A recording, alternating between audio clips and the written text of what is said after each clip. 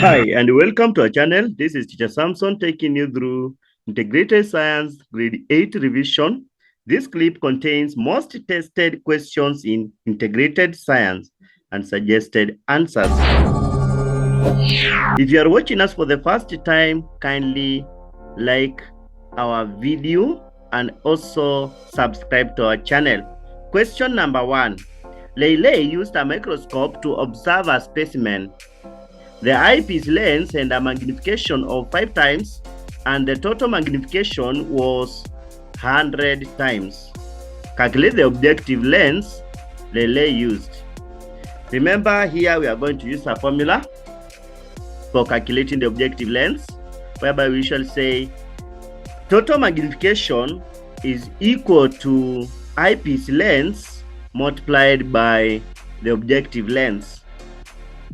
And in this case, we know the eyepiece lens and we also know the total magnification. So total magnification here is 100 times. So you substitute it there. 100 equals to 5 times the objective lens, which you do not know. So just simplify the division by 5. So divide both sides by 5 and here by 5. And then you have your answer. So what's the correct answer there? Alright, the correct answer is 100 divided by 5, which is 20. And therefore we are asked to calculate the objective lens. So our objective lens should be 20 times. Next question, this is number 2. Grade 8 learners at Gichanue Junior School were learning about the components of a cell and their functions. They drew the table below. Match the cell component to its function. So we have chloroplast, we have cell membrane, we have nuclear, we have cytoplasm, we have cell wall. Alright, chloroplast is present in cells which carry out photosynthesis, and cell membrane controls the movement of the substances in and out of the cell, whereas nucleus carries information from one cell generation to another cell generation. And cytoplasm is where chemical reactions take place, and cell wall is gives a definite shape to plant cells. Alright, question number 3. James, a grade 8 learner, viewed a slide of a plant cell and a light microscope. The features of the cell appeared blurred. Explain what James should have done to obtain a sharper image of the cell. Alright, what James should do is he should turn the fine adjustment knob until the specimen comes into sharp objects or sharp focus. He should turn the fine adjustment knob until the specimen comes into sharp focus.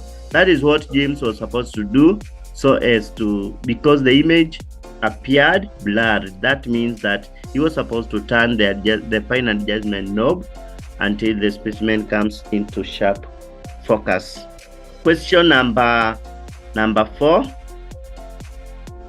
Among the information found on our packaging labels of products are the elements and compounds contained in the product.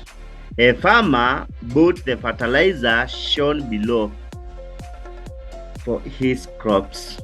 So we have this, you can study it very fast. We have NPK 23230 compound fertilizer, chaguo la mkulima, quality fertilizer 50 kilograms net. Alright, let's see the question. Name the 3 elements present in the fertilizer represented by use of chemical symbols. Alright, here we have NPK. This is nitrogen, this is phosphorus, and this is potassium. Question number B. List down 3 importance of such packaging labels. Are these labels important? Yeah, number 1, they help consumers to identify products which are safe. Number 2, they help in knowing the safety precautions to follow. Then we have helps in knowing the quantity of or the weight, the quantity of the product, and also helps in knowing the expiry and sell by date, and helps in knowing the correct usage and storage, and lastly helps to know the content of the product. Next question is question number 5. Fire. Fire can be categorized into various classes according to their causes. Outline the causes of the classes of fire shown below. We have class A, class B, class C. Study it. Class A, you can see some pieces of wood or dry materials there. Class B, you can see. Okay. So, outline the causes of the classes of fire. Causes of fire in class A. Alright. The correct answer should be, it is caused by combustible solid materials such as wood, paper, or textiles. Class B, you can see it. Caused by flammable liquids such as oil, petrol, diesel, among others. Class C, caused by flammable gases such as cooking gas. And class E, you can see the socket there, caused by electricity or electrical equipment. And class F, caused by cooking oil and fats. Alright, you can study them later, the classes of fire, or you can also write notes on them. Number 6, we are given, during an experiment, grade 8 learners placed crystals of potassium permanganate, potassium manganate 7 at the bottom of a beaker of cold water as shown below. They left the beaker for some time. They observed that the purple color of potassium permanganate 7 had spread throughout the water.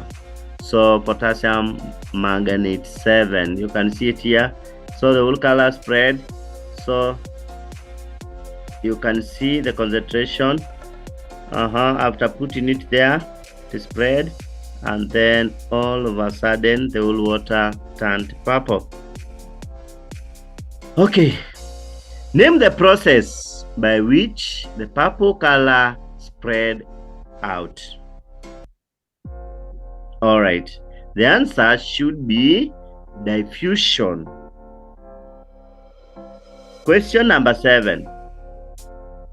Materials such as water, oxygen, and nutrients are able to move into cells, and other materials such as urea and carbon dioxide are released out of cells through the cell membrane.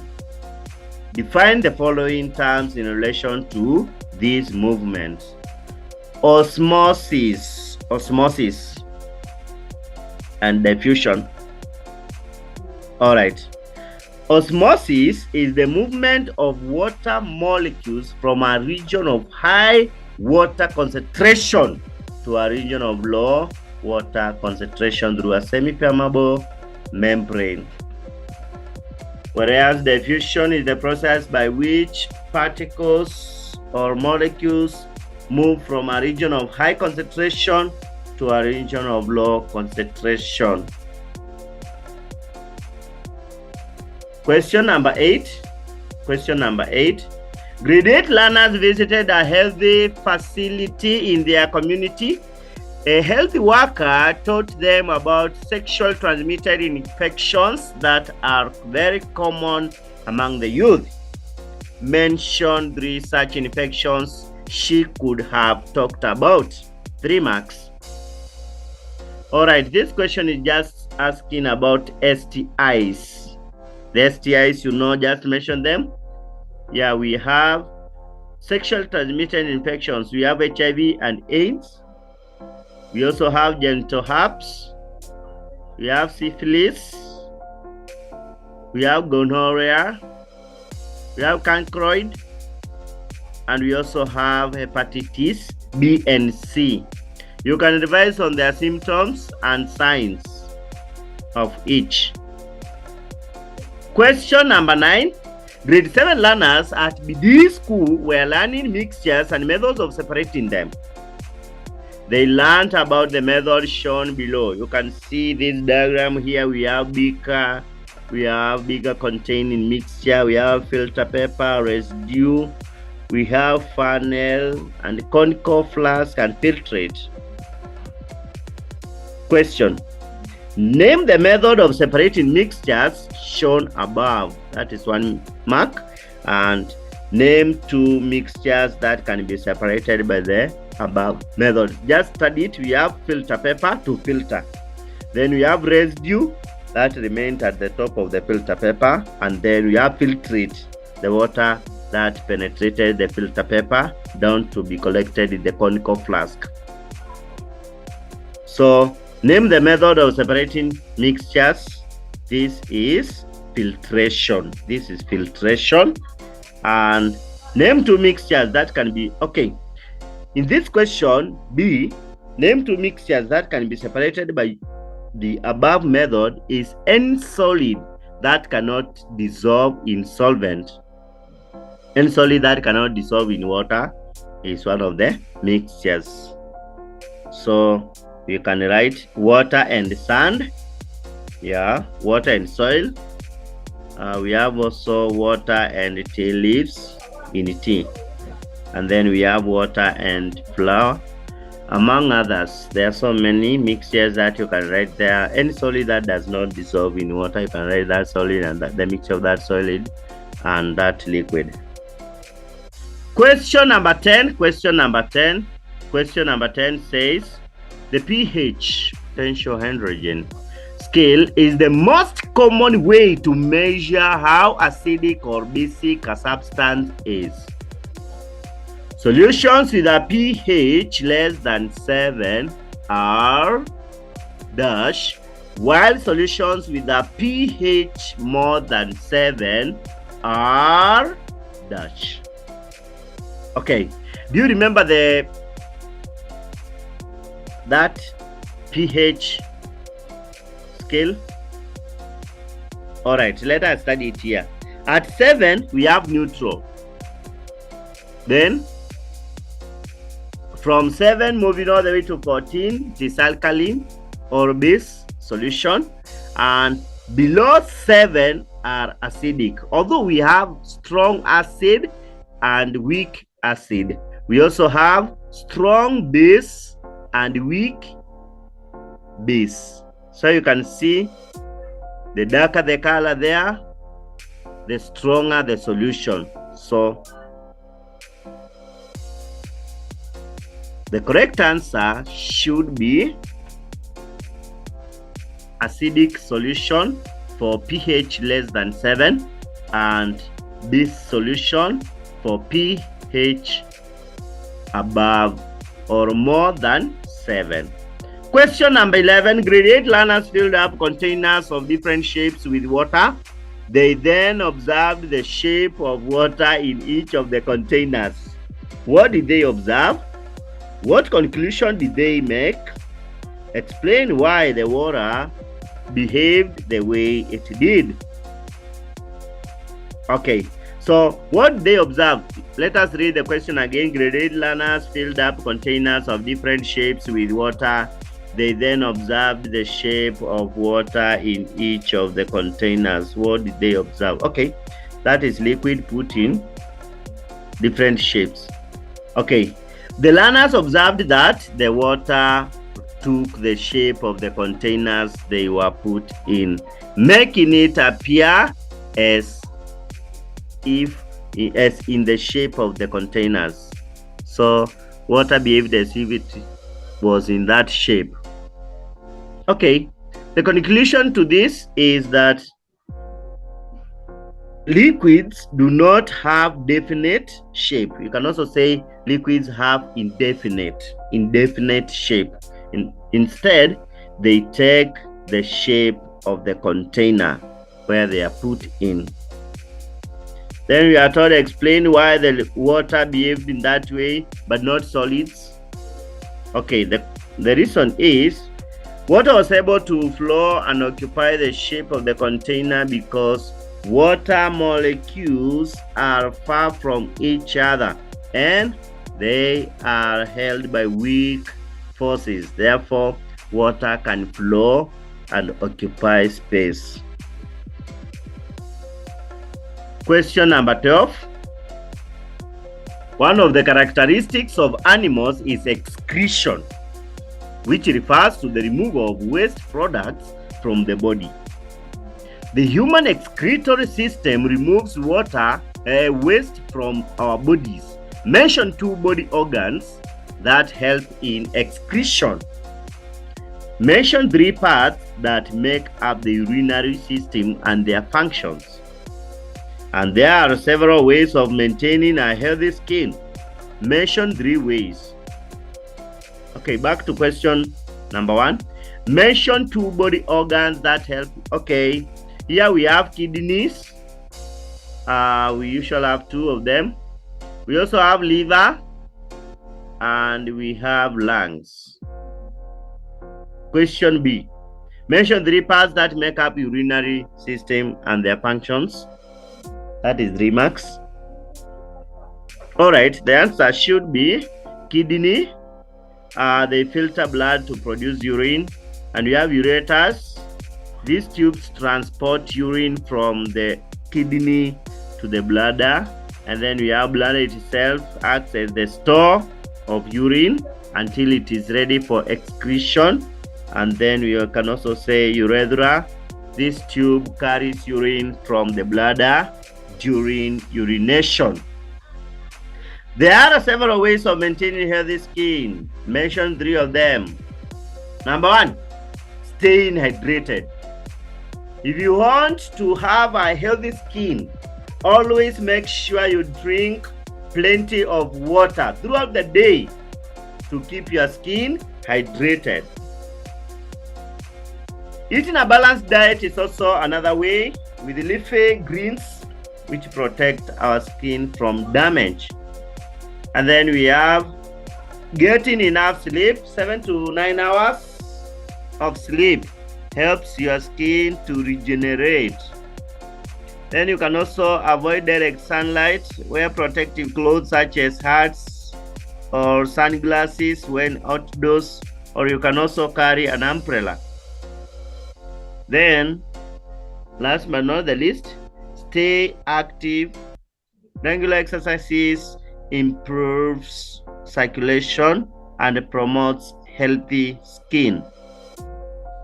Question number 13. Question number 13. Water is a common compound. Water is a common compound. Each compound has a unique chemical formula that shows the elements that make up the compound. Write down the elements that react to form water. 2 marks. So the answer here should be water, which is H2O, is formed by a chemical reaction between hydrogen H and oxygen.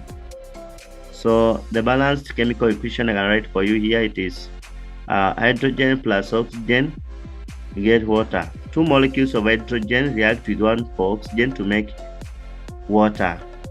So you can balance by putting 2 there, and then in this reaction 2 molecules of hydrogen, this one react with 1 molecule of oxygen to form water, 2 molecules of water. Question. The grade 8 teacher of integrated science in Wanda School drew the table below to check the learner's understanding of elements and compounds. State whether it is compound or an element as per the description given. So we have just been told here to choose whether to write whether it is an element or is a compound. It is made of two or more elements combined together by chemical means. This must be a compound. Then it is made up of only one kind of tiny particles known as atoms. The answer should be an element. It can be broken down into its constituent elements by chemical means. The answer should be compound. It cannot be broken down into simpler substances either by physical or chemical means. The answer should be an element. Next question, the last question in this session. Question number 15. Teenagers experience many changes during adolescence. Mention two changes that happens to both boys and girls during this stage. All right. Number 1, growth of hairs in pubic area and also underarms. Growth of areas in pubic areas and also underarms. That is common change in both boys and girls. We also have change of voice in both boys and girls. For boys, it becomes coarse or deep. For girls, it becomes soft and tender. Increase in height and body size. This one is for both of them. Boys and also girls increase in body size during adolescence. And we also have desire for more independence from parents and family. This is not physical, but it's emotional change. Then we also have increased mood swings. This is also emotional change, which is also a change. And emotional sensitivity in both boys and girls. Then we have appearance of pimples.